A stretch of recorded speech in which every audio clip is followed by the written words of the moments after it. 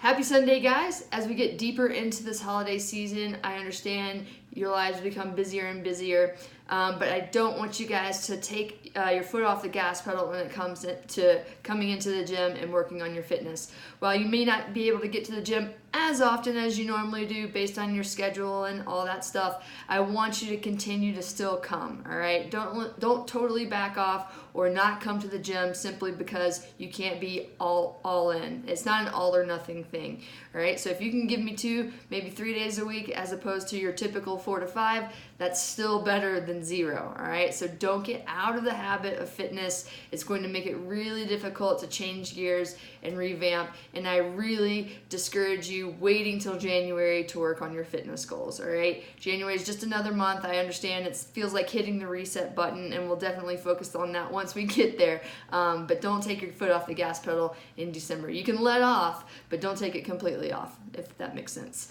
Anyway, we'll go on to the workout. So Monday, tomorrow, we'll have some back squats. Very similar format to what we saw with front squats last week. I changed it up a little bit based on what I saw when I coached my classes. And then part C, we've got a fun little chipper conditioning workout. So we've got rowing, wall ball, box jump overs, push-ups, and devil's press. So descending reps there.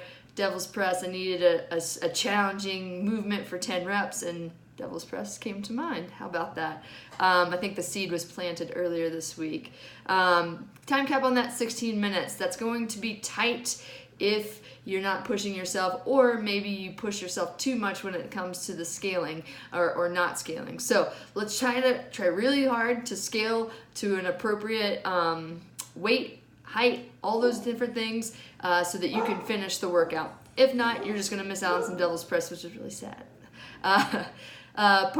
Tuesday we're going to do some clean and jerk instruction and practice, followed by some strength work there. And then part C, we've got a quick 3-rounder, 21 burpees, 15 pull-ups, 9 front squats. Those 9 front squats are at 61-43. Those 9 front squats should be done without setting the bar down each round. So you've got 3 sets of 9 where you shouldn't set that bar down. If you set it down, you went too heavy. So really pay attention to that.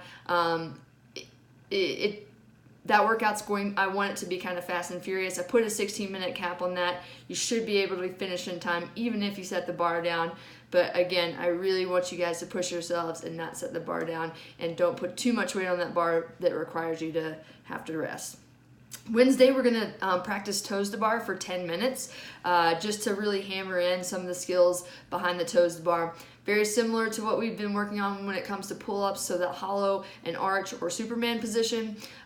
Those 2 positions are critical when it comes to pull-ups and toes to the bar. So working on those on the floor or suspended from the bar is going to be great. If you have toes to the bar but struggle linking them, Wednesday's a great day to practice linking them, and a coach or 2 coaches will be there to make sure they're helping you out and kind of cueing you to better movement.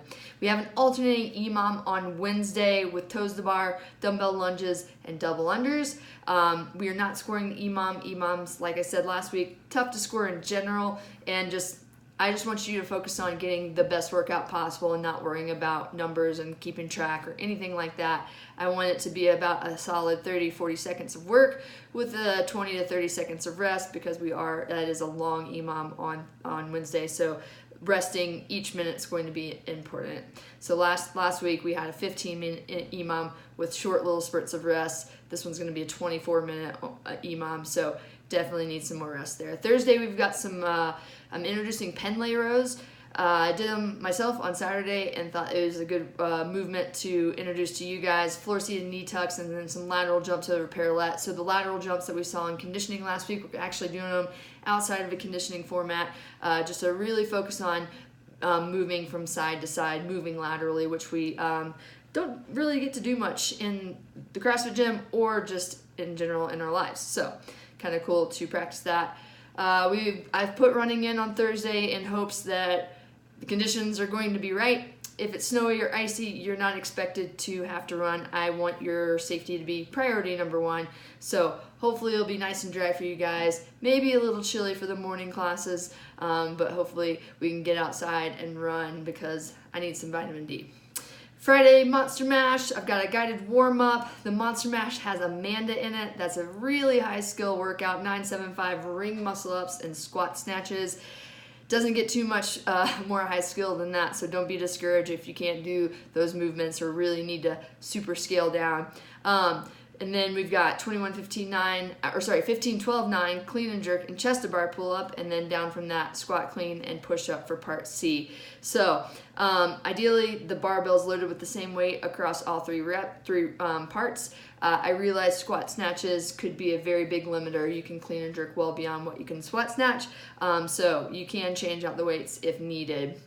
We've got muscle ups for the part A, and part B is chest to bar pull-ups. So if you can kind of notice, it's basically you've got muscle ups when it comes to the muscle up pull-up continuum, and then chest to bar pull-ups. So if you don't have muscle ups but you have chest to bar pull-ups, do chest to bar pull-ups in part A, and then chin over bar pull-ups in part B. Basically, I want you to take a step down from whatever you did in A to do in B, and not repeat the same movement if possible. So that's kind of how the workout's written, and so I want to kind of follow suit.